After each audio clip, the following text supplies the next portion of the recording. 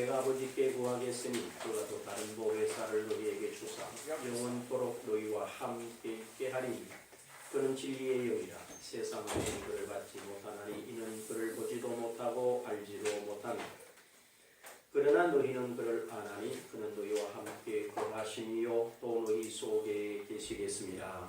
아멘.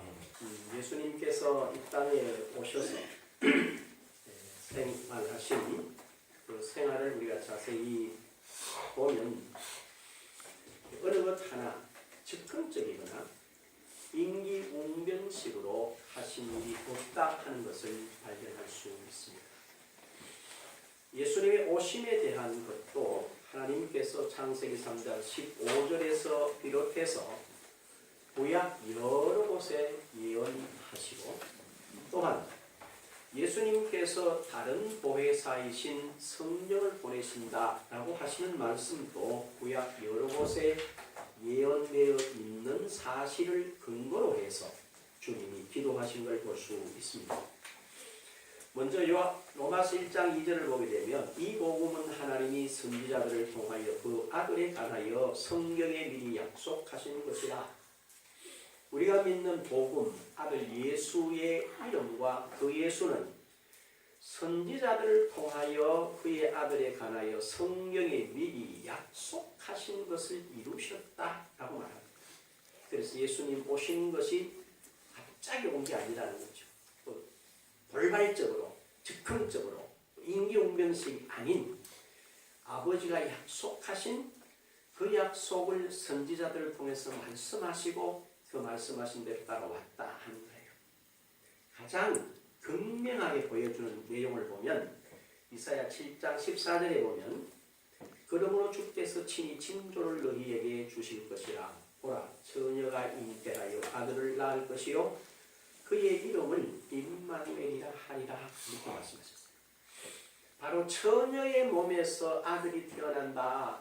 그 이름이 임마누엘이라 그런다. 그 임마누엘을 번역하면 하나님이 우리와 항상 함께 하십니다 또 하는 그런 내용을 가지고 누가 예수님 오셨다는 거예요. 그러면 오신 이 예수께서 친히 말씀하시는 대로 오늘 본문에 보게 되면 내가 아버지께 구하여 또 다른 보혜사를 너희에게 주사 영원토록 너희와 함께 있게 하리니 했는데 이 말은 주님이 생각해낸 말씀이 아니고 구약 성경 예레미야서 31장 33절에 보면 그러나 그날 후에 내가 이스라엘 집과 맺을 언약을 이행하니 곧 내가 나의 법을 그들 속에 두며 그들의 마음에 기록하여 나는 그들의 하나님이 되고 그들은 내 백성이 될 것이라. 여호와의 말씀이니라 그랬어요. 하나님이 당신의 법을 어디다가 그들의 속에 두며 그 마음에 기록한다 라고 하는 약속하셨어요. 새 언약으로. 그 다음에 에스겔서 36장 26절에 보면 또 내 영을 너희 속에 두며 너희 마음을 새 마음을 너희에게 주되 너희 육신에서 굳은 마음을 제거하고 부드러운 마음을 줄 것이며 그랬어요. 너희 속에 뭐요? 새 영을 두고 새 마음을 너희에게 주어서 굳은 마음을 뭐 하신다? 제거하시고 부드러운 마음을 줄 것이며 라고 하는 약속. 그리고 우리가 오늘 계속해서 에스겔서 36장 27절에 보면 또 내 영을 너희 속에 두어 너희로 내 율례를 행하게 하리니 너희가 내 규례를 지켜 행할지라 그랬어요. 그리고 우리가 오늘 교도문으로 같이 나눈 그 말씀 보면 요엘서 2장 29절에 그 후에 내가 내 영을 만민에게 부어주리니 29절에 그때에 내가 또 내 영을 남종과 여종에게 부어줄 것이며 라고 하는 이 외에 많은 약속이 있어요. 이런 약속을 근거로 뭐란 말입니까? 예수님께서 바로 친히 내가 자발적으로 아버지께 구하여 보혜사이신 자신과 똑같은 다른 보혜사를 너희에게 주사 영원토록 너희와 함께 있게 하리니 라고 했어요. 여기서 저와 여러분들이 가장 눈여겨보고 깊이 묵상하고 하나님이 우리 마음을 열어서 깨닫게 해줘야 될 내용이 뭐냐 하면 또 다른 보혜사라는 것이에요. 이 또 다른 보혜사. 그러면 첫 번째 보혜사가 누구냐? 바로 예수님 자신이라는 거죠. 그러면 잘 생각해 보세요. 첫 보혜사이신 예수께서 유대 땅에 오셔서 행하셨던 모든 행적을 우리는 복음서를 통하여 잘 알고 있어요.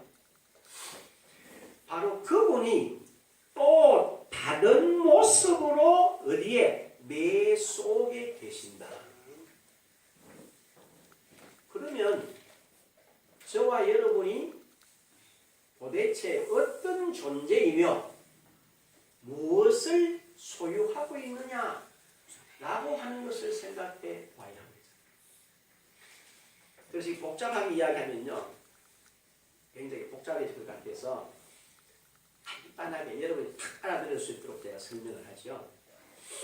아마 지금 여러분 교회에 오실 때 각자 지갑에다가 현금을 얼마씩 가지고 오셨을 거예요. 그런데 저는 모릅니다. 여러분 자신들은 분명히 내 지갑 속에 현금이 얼마나 들어있다라고 하는 걸 정확하게 알고 계세요. 그런데 우리가 예배를 마치고 어느 장소에 가서 돈을 쓸 일이 있는데 그 장소에 우리 교인들이 다 간다고 그러십시다. 그럼 다 갖는 이 사람들에게 내가 이것을 다 책임질 수 있으면 그 사람은 그 자리에서 굉장히 이렇게 내가 책임져야지 이런 사람은 굉장히 당당하고 나름 자신감 있고 나름 또 행복도 합니다. 왜? 이분들의 모든 필요를 내가 이 자리에서 다 뭐 할 수 있기 때문에 감당할 수 있는 뭐가 있어요? 힘이 있기 때문에 능력이 있기 때문에 당당하고 자신이 있어요. 그런데 막상 그 자리에 갔는데 내 지갑 안에는 여기에서 가질 수 있는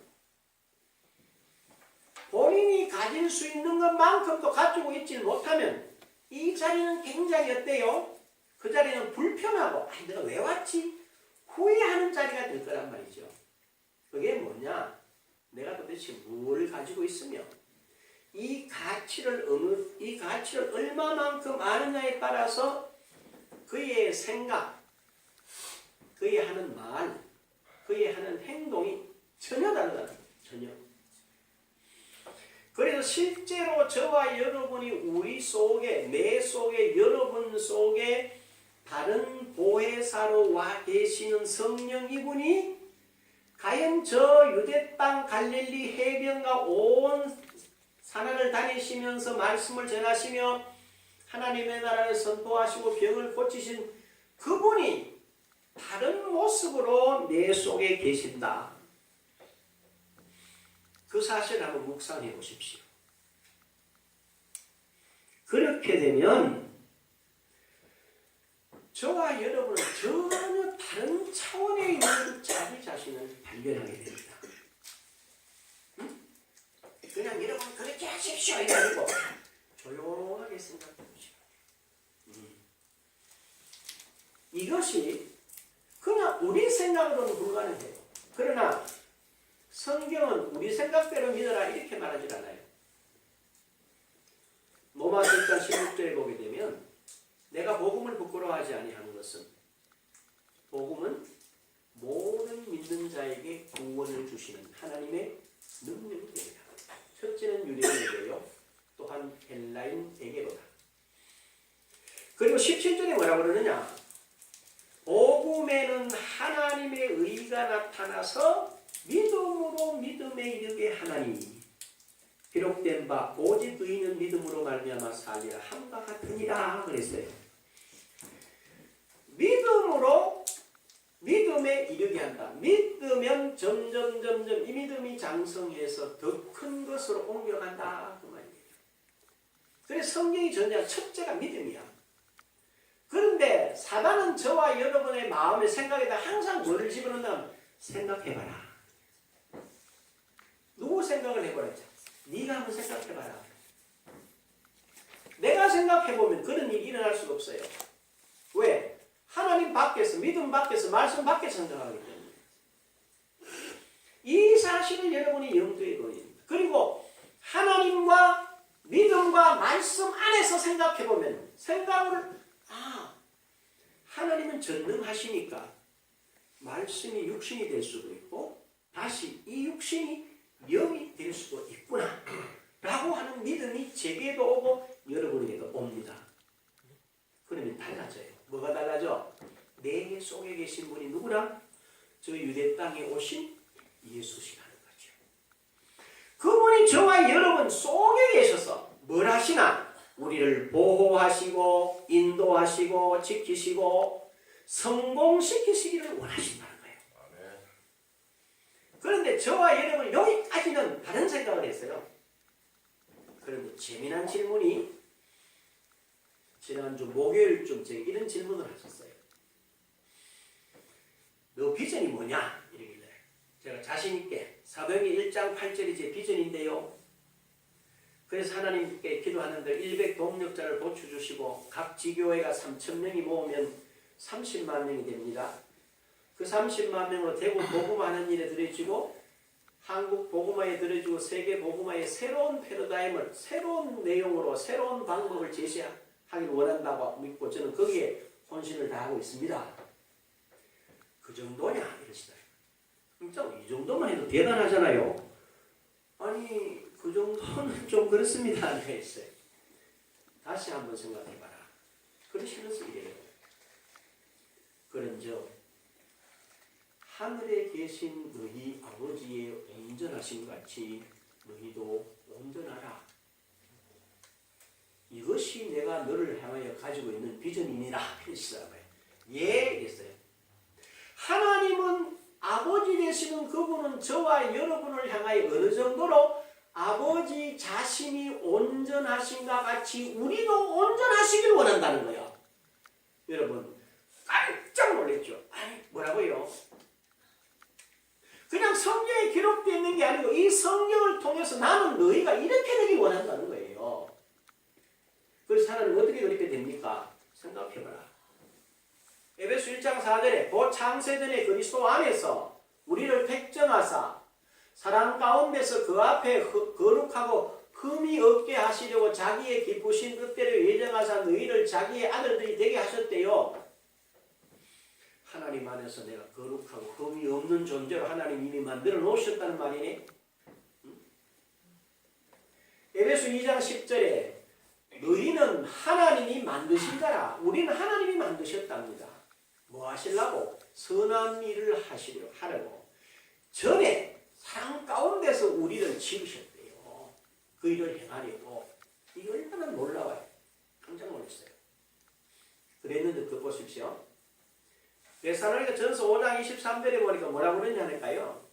평강의 하나님이 친히 너희로 온전히 거룩하게 하시고 너희의 영과 혼과 몸이 우리 주 예수 그리스도의 강림하실 때까지 온전히 흠없게 보존되게 하시길 원하노라. 너희를 부르신 그가 또한 미쁘시니 그는 또한 이루시리라. 아이고 깜짝 놀랐어요. 이야 그렇네. 더 놀라운 거는요. 디모데후서 1장 17절에 보니까요. 3장 17절에 보니까 이는 하나님의 사람으로 온전케 하며 모든 선한 일을 행할 뭐요? 능력을 갖추게 하려 함이라 하고 있어요. 아유, 성경이 나보고 이런 귀한 자리를, 이런 귀한 이치로 세웠구나. 더 놀라운 게 또 있더라고.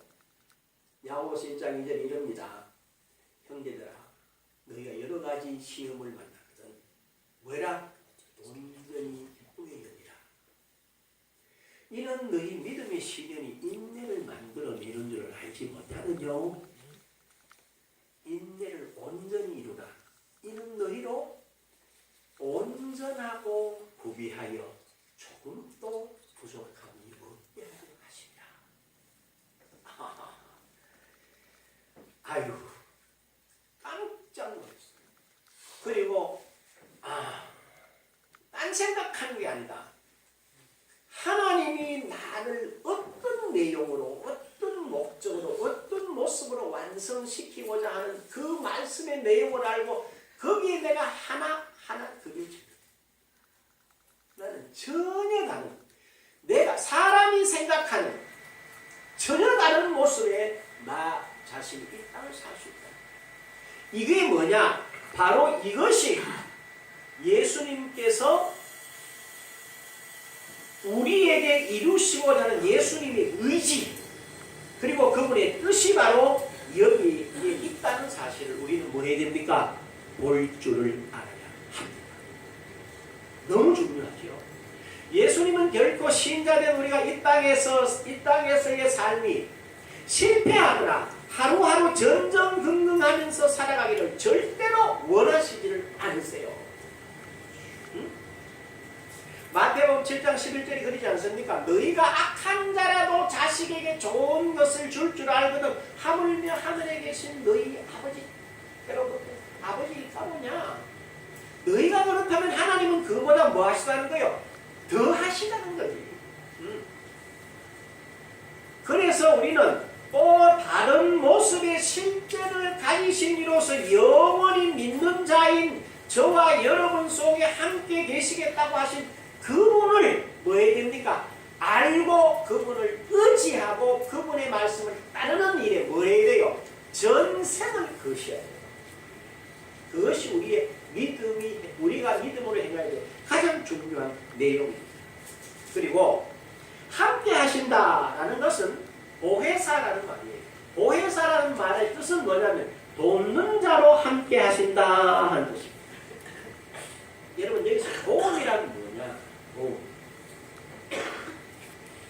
도움이라고 하는 것은 말이죠. 도움을 받을 자가 자기의 필요를 채워줄 수 있는 능력을 가진 자에게 필요를 채워달라고 요구할 때에 거기에 따른 도움을 주는 것입니다. 아시겠어요? 도움은 그냥 도움 주는 거 일방적으로 주는 게 아니에요. 만약에 도우는 자가 스스로 도와주면 도움을 받는 자가 그 가치도 모르고 그 다음부터는 그에게 종속되는 관계가 돼서 결국 뭐로? 거지로 전락하고 맙니다. 거지로. 우리가 빚진 자는 체주의 종이 되는 것을 우리의 일상의 삶에서 배울 수가 있습니다. 그래서 성령은 돕는 자로서 우리 안에 내주해 계십니다마는 결코 스스로 돕지를 않더라는 겁니다. 여러분께서 성경을 앞으로 볼 때 자세히 한번 보십시오. 어떻게 보느냐면은 예수님께서 이 땅에 계실 때 사역을 하시잖아요. 사역하실 때 보면 먼저 예수님에 대해서 듣고 믿고 구하는 자들에게 우선하셨다는 사실을 아셔야 돼요.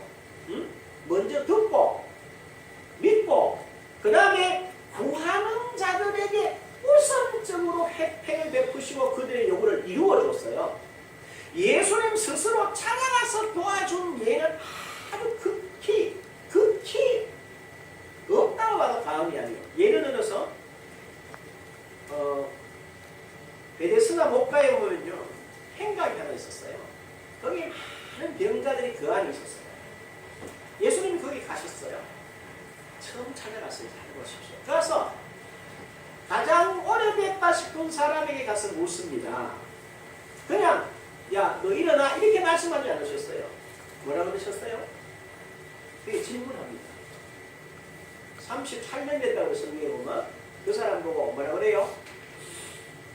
낫고자 하느냐? 너 낫고자 하느냐? 이렇게 질문하는 거예요. 그때 이가 뭐라 그래요? 예! 이라면 될텐데 뭐라 그러나? 나를 들어서 넣어주는 사람이 없어서 지금까지 여기 누웠습니다. 이렇게 낫겠다는 의지가 쪼매는 있어요. 쪼매는 있어. 첫 번째는 아니에요. 그런데 주님께서 말씀하시기를 내 자리를 들고 일어나 걸어가라.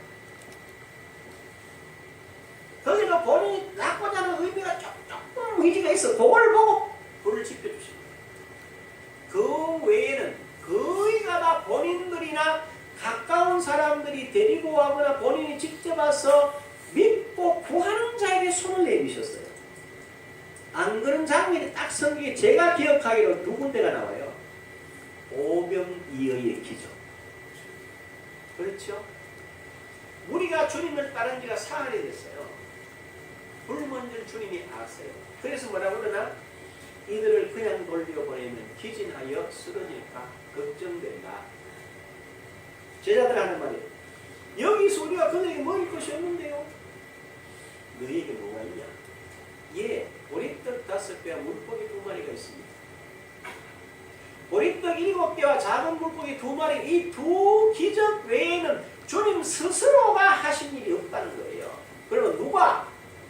모두가 먼저 자신들이 그 주님에 대해서 듣고 믿고 구할 때 주님은 전혀 개의치 않고 그들의 요구와 필요를 뭐 하셨다? 채워주셨다.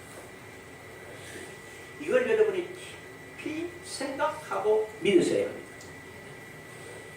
믿음으로 예수께 구하는 자의 모든 필요를 넘치도록 채워주신 그분이 지금 내 안에 나를 도와주시려고 내주에 계시는 성령이라는 사실을 믿고 모든 필요를 구한다면 그분은 기꺼이 저와 여러분을 도와주신다는 사실을 믿으시기를 바랍니다. 이분은 바로 저 유대 땅 갈릴리 해변을 거니시던 그분의 또 다른 모습으로 지금 제 속에 여러분 속에 와 계세요. 그래서 에베소 3장 17절에 믿음으로 말미암아 그리스도께서 너희 안에 계시게 하옵시고, 믿음으로 누구를? 그리스도를 내 안에 계시게 하옵시고 라고 말했습니다. 자, 그렇다면 우리가 믿음으로 그리스도를 내 안에 계시게 하는데 그럼 어떻게 하면 된단 말이냐? 이렇게 하시면 됩니다. 첫째로 성령님 내주하심을 저는 믿습니다. 앞에 설명하신 내용을 중심으로 우리 주님께서 다른 모습으로 지금 내 속에 계셔라고 그렇게 출발을 합니다. 그리고 두 번째로 주의 말씀에 약속하신 대로 내 생각대로 약속하신 대로 고린도후서 5장 16절 17절에 그러므로 이제부터 우리가 어떤 사람이라도 육신을 따라 알지 아니하노라. 비록 우리가 그리스도의 육신을 따라하으나 이제부터는 그같이 알지 아니하노라. 그런즉 누구든지 그리스도 안에 있으면 뭐요? 새로운 피조물이라. 이전 것은 지나갔으니 보라 새 것이 되었도다. 여기에서 저와 여러분들이 제일 주의하고 넓게 여기셔야 될 부분이 이 부분이에요. 여러분 자신을 볼 때 육신을 따라 알지 아니하고 그리스도 안에서 새 피조물이 된 것으로 믿을 수 있도록 도와주십시오. 그 기도를 하셔야 돼요. 새 피조물이 된 나로 믿을 수 있도록 도와달라고 누구에게? 성령께 기도하십니다. 이건 믿으시는 게 아니야. 우리가 믿고 싶다고 되는 게 아니고 성령이 절대로 도우십니다. 알아들으셨죠? 꼭 이렇게 하셔야 돼요. 그렇게 해야지만 뭐가 되느냐 하면은 우리는 육을 입고 있어요. 육을 입고 앞으로도 지금까지도 살아왔지만 앞으로도 이 육을 입고 살아가야 돼요. 그래서 우리는 눈을 딱 뜨는 순간에 제일 먼저 뭐가 보이나? 육이 보여요. 그 다음에 육을 따라 생각하는 생각이 보여요. 그 다음에 내 환경이 보여요. 사람들이 내게 뭐라고 말하는가가 보여요. 그리고 내가 내 형편을 봐도 이건 불가하다 싶은 생각이 쑥 들어온단 말이에요. 그러면 우리는 그 가운데서 다 뭐해요? 주저앉아 버려요. 그러면 그 다음 진도를 못 나가요. 우리가 제일 중요한 눈을 딱 뜨는 순간에 나는 그리스도 안에서 새로운 피조물이야. 나는 이미 새 것이 되었어. 내 안에 나를 살아주기 위해서 새로운 그리스도의 모습으로 오신 그리스도의 영, 그리스도가 지금 내 안에 계셔 라고 하는 믿음으로 출발을 해야 되는 거예요. 그러면 모든 것이 가능하다는 것이 스스로 깨달아져요. 알아들으시겠어요? 그래서 그걸로 나를 봐야 돼요. 아마 지금 제가 하는 이 말씀을 내가 어디 문자 보낸 분도 볼 것 같은데, 제가 어제 아침에 집에 있는데 카톡이 막 뺑 하고 소리가 들어와서 쭉 펴봤어요.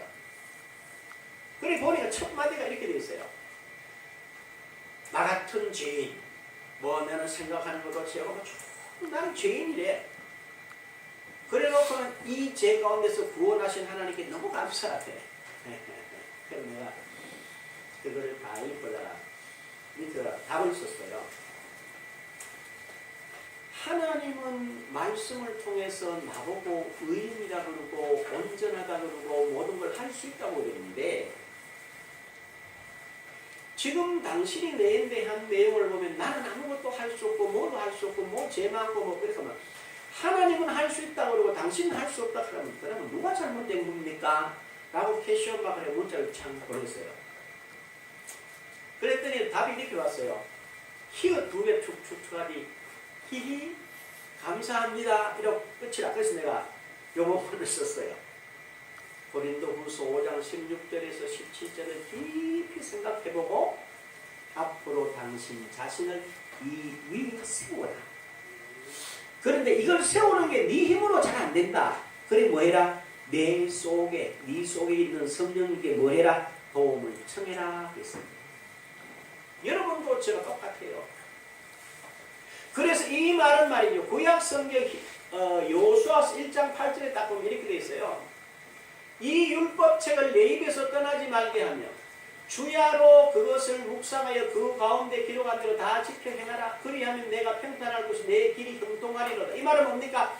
의식이 돌아오는 순간에 누구로 시작해라? 그리스도의 말씀, 그리스도로 하나님으로 시작하고 하나님의 말씀으로 생각하는 것에서부터 모든 하루에 온종일 사는 그렇게 살아라.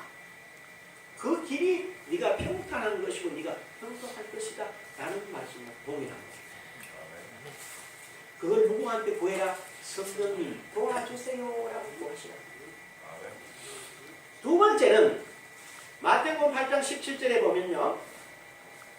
이는 선지자 이사야를 통하여 하신 말씀에 우리의 연약한 걸 친히 담당하시고 병을 짊어지셨도다 함을 이루려 하심이더라.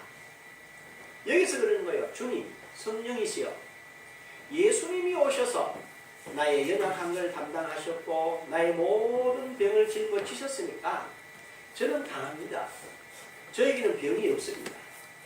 이 사실을 제가 믿고 이 사실 위에 굳게 서서 허락하신 세월 내가 100살이면 120살 사는 날 동안 연약함과 모든 질병에서 자유하고 건강하고 온전한 사람으로 살 수 있도록 나를 도와주십시오 라고 누구에게 도움을 청해라? 성령님께 도움을 청해라.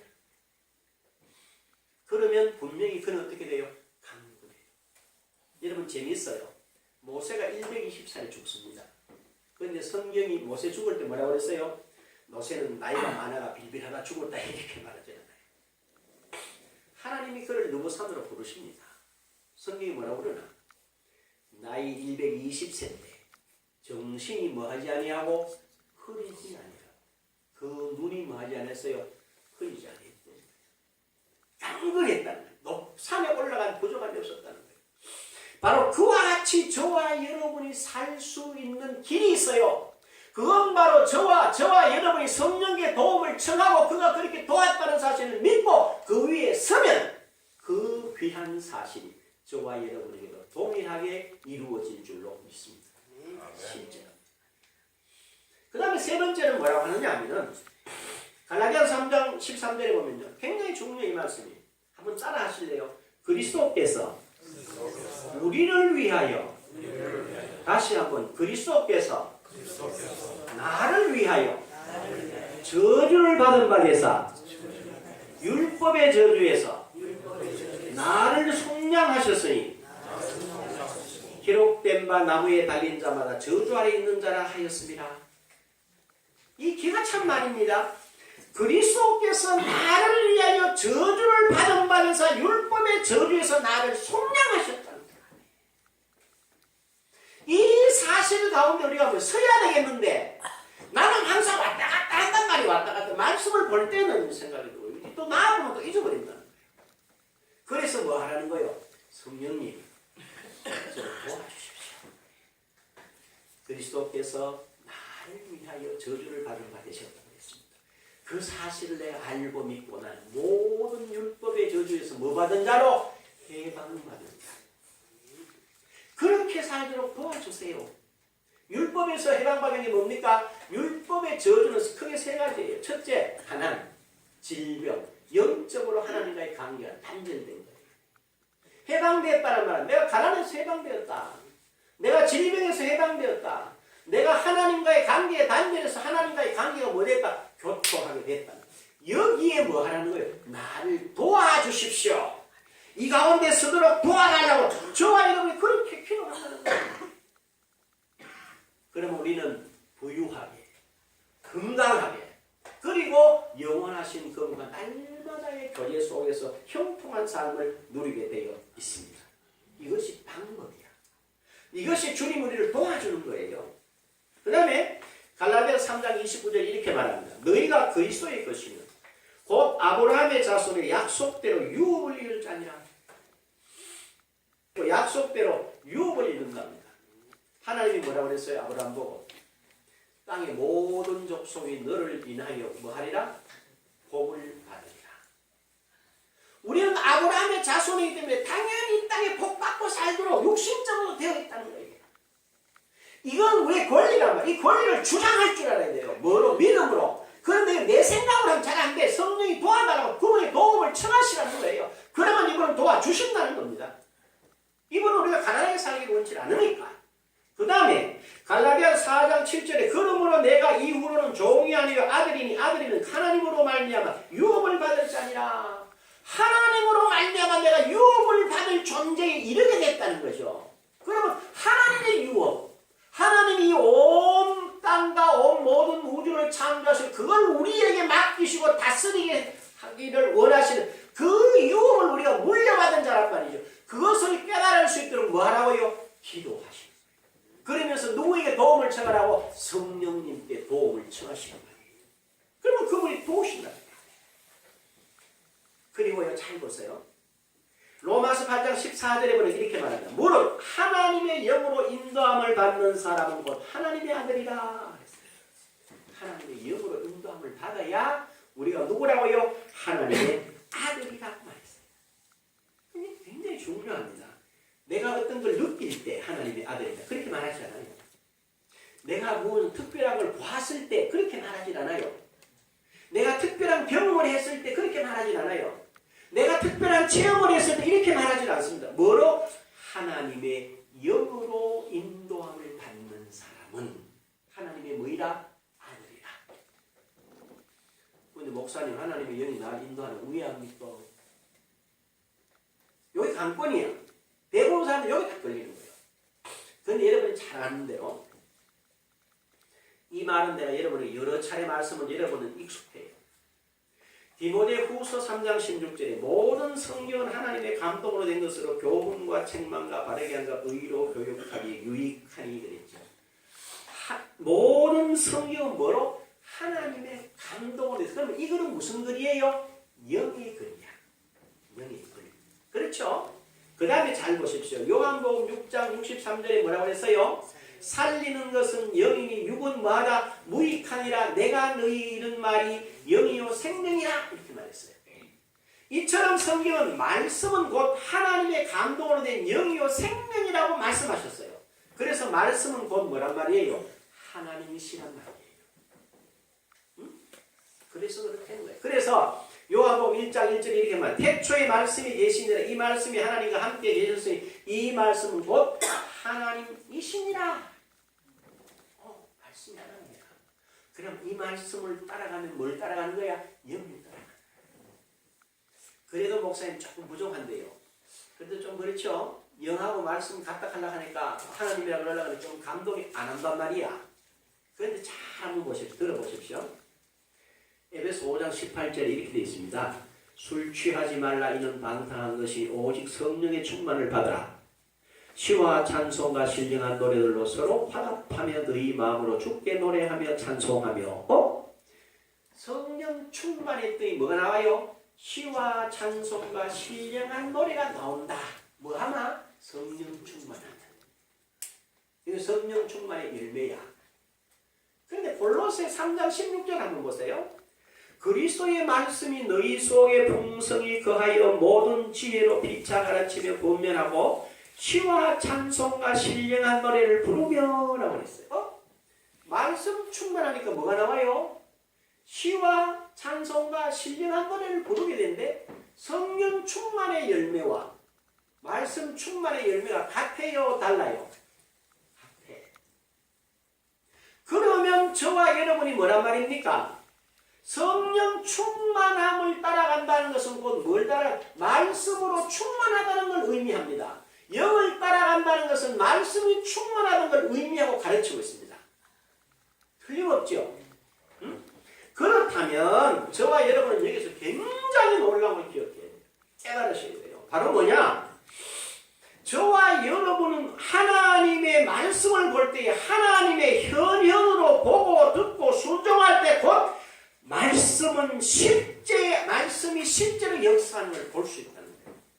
그냥 듣는 말씀이나 눈으로 보는 걸 그냥 듣는다 이렇게 듣지 말고 하나님이 지금 목사님을 통해서 말씀하신다. 지금 하나님께서 기록된 말씀을 내 손에 들려준 이 말씀은 하나님이다 라고 본다면 하나님의 실제를 여러분이 경험하게 된다는 것입니다. 지금 제가 하는 말이 아니고 말씀이 그렇게 증언하고 있어요.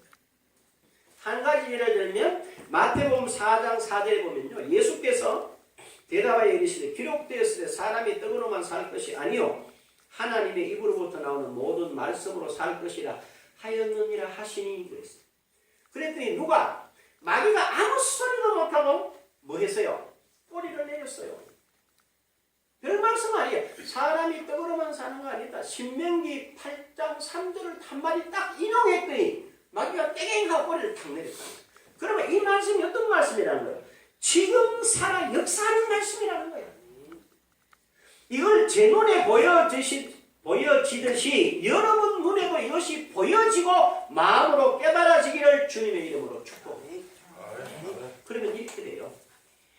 그러면 이 말씀이 너무 분명한 거야. 10편 119편 105절에 주의 말씀은 내 발에 뭐요? 등이요 내 길이 무엇이다? 빛이다. 내가 어느 길을 가려고 그러기 전에 뭐로? 말씀으로 비추어 봐라. 그러면 하나님의 영으로 비추어 보는 겁니다. 그게. 그러면 그것이 내 길에 뭐가 됩니까? 빛이 됩니다. 그러면 그 길 따라가면 어두움으로 가겠어요? 밝음으로 가겠어요? 육신의 열매를 따라가겠어요? 성령의 열매를 따라가겠어요? 당연한 결과가 오는 거야. 당연한 결과. 그리고 나서 잠언 3장 6절에 이 말이 너무 이해가 잘 안 되는 말 아닙니까? 너는 범사의 그를 인정하라. 그리하면 내 길을 뭐 하시리라? 지도하시리라. 아니, 지도하려면 뭐 보여야지. 뭐 들려야지. 늘 이 생각을 하는 거예요. 그러나 이제는 뭡니까? 범사의 그의 말씀을 인정하고 그 말씀으로 뭐하면 내가 가고자 하는 길에 물어보면 그 말씀이 내게 너무 정확하게 지도하시니까 완벽하다는 거죠. 저와 여러분의 삶이. 그것이 여러분의 눈에 보이기를 바랍니다. 이게 여러분의 심령에 깨달아지기를 바랍니다. 이게 여러분의 심령을 올려놓으시기를 바랍니다. 그러면 우리는 너무 멋있는 거예요. 그렇게 돼 있어요. 그래서 사도 베드로가 그렇게 말한 거 아닙니까? 우리가 그리스도, 내가 생명과 경건에 속한 모든 것을 가졌대. 내가 생명과 경건에 속한 모든 것을 가졌다는 거야. 어떻게? 자기의 영광과 덕으로서 부르신 이를 알므로 말미암음이라. 예수를 알고 그분의 영광과 덕을 아니까 내가 모든 걸 다 가진 걸 알겠다는 거예요. 그러니까 이분이 하는 말이 그 말이에요. 시험, 염려, 별 문제 없다. 뭐라고 그랬어요? 베드로전서 5장 7절에 뭐라고 그랬나? 염려가 오거든 염려해라. 머리 빠지도록 염려해라. 스트레스 받도록 염려해라. 잠 못 자도록 염려해라. 근심해라. 그렇게 말해요? 아니야. 간단해요. 너희 염려를 다 뭐해라? 죽게 맡겨라. 그리하면 그가 너희를 뭐하시리라? 권고하시리라. 돌보시리라. 책임지시리라. 염려를 내가 가지고 있으면 내 거예요. 그러나 내 염려를 주님께 뭐하면? 맡기면 그분이 돌보시고 책임지신다. 멋있잖아요. 그 성령님이 이렇게 다 하는 거예요. 이 감격, 이 감사, 이 생명, 이게 뭐란 말이에요? 이게 신앙이란 말이에요. 다른 게 신앙이 아니야. 응? 그러므로 우리가 이 사실을 알고 범사에 항상 최고의 성리로 인도함을 받을 수 있는 위치에 있어요. 응? 그러면 뭐 해야 돼요? 매주 하시는 성령님께 뭐 합니까? 그리스도로 오신 그 그리스도의 새로운 모습으로 오신 그분에게 믿음으로 모시고 아뢰고 인도함을 따라서 성령의 열매가 풍성한 삶, 영육 간에 맺어가는 저와 여러분들 되시기를 주님의 이름으로 축복합니다. 아멘. 기도하겠습니다. 아버지 하나님, 은총을 감사드립니다. 이 시간 저희들을 사랑하시고 축복하셨습니다. 그리스도 안에서 우리를 보고 우리 안에 계시는 성령님이 어떤 분이며 어떻게 구할 것을 아는 것입니다. 이 말씀이 우리 심리에 잘 새겨졌습니다. 참으로 30배, 60배, 100배의 풍성한 성령의 열매를 우리 모두가 되게 하옵소서. 예수님의 이름으로 기도합니다. 아멘. 아멘. 일어나셔서 160